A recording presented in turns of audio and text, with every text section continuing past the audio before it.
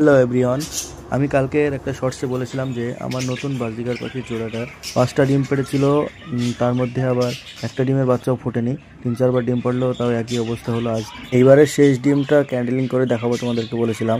তো অনেক ঘর সমাজের করার পরেও এর কোনো রেজাল্ট নেই। তো চলো আমি এখন ক্যান্ডেলিং করব, ডিমটা বের করে নিই। ডিমটা বের করতে একটু অসুবিধাই হচ্ছিল, হাতে পাচ্ছিলাম না। তো অনেকক্ষণ পরে ডিমটা পেলাম।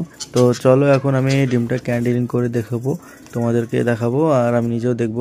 তো আমি এখন এই মুহূর্তে তোমাদেরকে ক্যান্ডেলিং করে দেখাতে পারছি না, কারণ আমার কাছে এখন একটাই ফোন আছে।